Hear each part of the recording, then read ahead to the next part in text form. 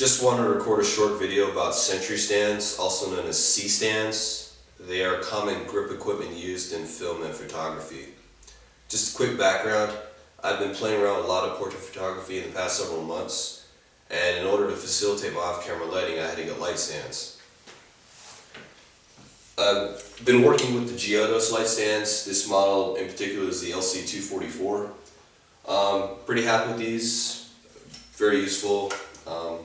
Fairly rugged, I haven't had any problems with them. Folds down to a simple, slim profile design. This is typical of any light stand that you'll see, or most light stands you'll see that photographers use. Folds out to 3 legs. Center column shaft, very lightweight. Pretty simple design. Just throw your strobe on here. And in this case, this is the Alien Beast B1600. With a 7-inch reflector. Typically I have a 47-inch octobox on here. But as you can see, that's how the light stand looks with the strobe on it. When I do have my 47-inch octobox on here, if I'm outdoors on location and the wind is kind of blowing, it could blow this over because the wind will pick up on the large modifier and just decide to send the stand on its side, which would be bad. So typically we'll weight them down. Just as a reference, I've been using my Vagabond 2 as my weight in these situations. Since I'll be outdoors anyway, and I need some way to power this strobe, I'll have the power pack with me. And since the power pack weighs 22 pounds roughly, and it has clips on the back of the bag, all you do is clip it to your center column of your stand, and you're good to go. So if you envision the 47-inch octobox on here, this is going to have a pretty strong or heavy base to keep it from blowing over. So if the wind is blowing, I'm fairly confident that it won't. I am fairly confident it won't blow over. Anyway, as far as this light stand is concerned, happy with it.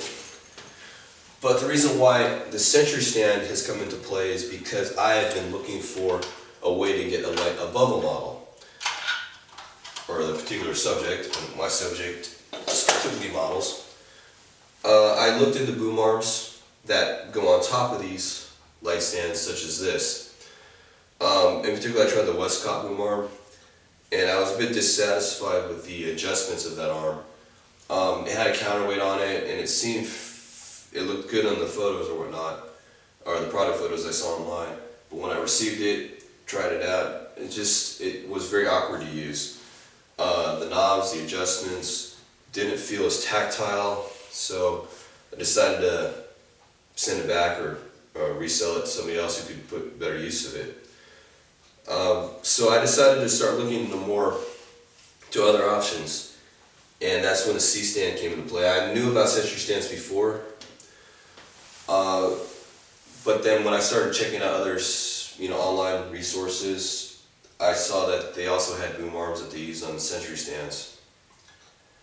And I had tried a Century Stand before, but without a boom arm, and I knew it was a rugged stand itself, so I decided to risk it with the intent on using it with a boom arm. So after checking out B&H and Adorama's websites, looked at all the various options, I settled on the Avenger A2030D kit. It comes with the standard Century Stand base, center column, but it also came with the boom arm. I have it here, and in disassembled form. This particular Century Stand comes with a turtle base design, which means it will separate from the center column, which I wanted to get in the event that I needed to break it down finer if I wanted to throw it in my trunk of my car, which has got a small trunk.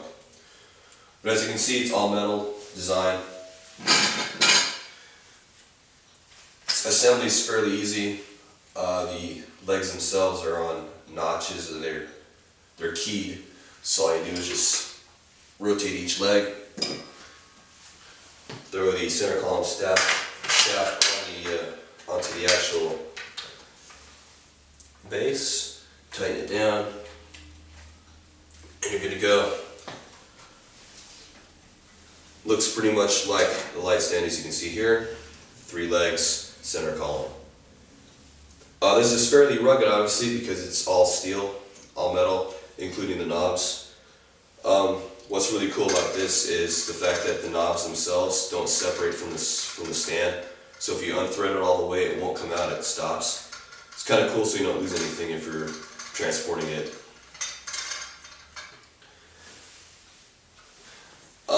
That said, if you wanted to, you can throw your strobe on here onto the center shaft stud, and you're good to go. But since I have these light stands and I'm still happy with these, I never really, when I first got this, I haven't been using it in this situation, or in this type of situation with the strobe directly on the stand itself. The strength, or the real reason why I bought this is so I can use the boom arm on it. So I have the boom arm on a sturdy foundation, being the C-stand. Throw it on there, tighten on there, and you have a fairly solid foundation for the arm itself. And in situations I've been using them in, I will chuck the strobe onto the actual stand or the boom arm itself. So typically, I'll have this on as a hair light on top of a model. Since I have this arm here, what I'll do is bring the arm above the model, and since the frame of this video is a bit tight, I'm going to have to keep this kind of low so you can still see it in the frame of the video. But as you can see, I can have the arm above the particular subject. It's sturdy, it won't fall over, and I have a nice hair light, so I can have my main light, fill light, or vice versa, and have a hair light or rim light above a model. If I wanted to, I can run to the back, bring it behind the subject, a little bit behind, kind of light it above that. But as you can see, it's a very sturdy foundation, solid boom arm, very easy to adjust the stand itself.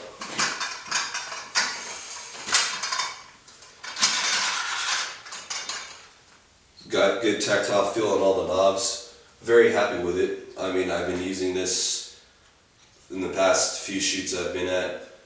Very easy to use. The knobs themselves to adjust, very tactile. You can get a good grip on them. No problems whatsoever.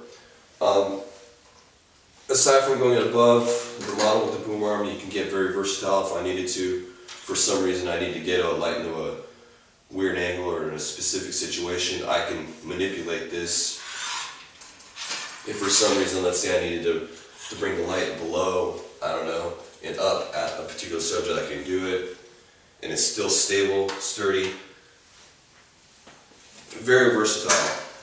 So I don't know, just coming up with weird demos, but if I needed to, I can shoot the light up at me if I needed to.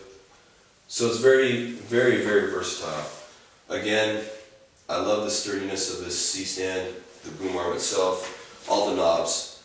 It's a lot, if you play around with this versus a standard light stand, you can tell that obviously there's a bit more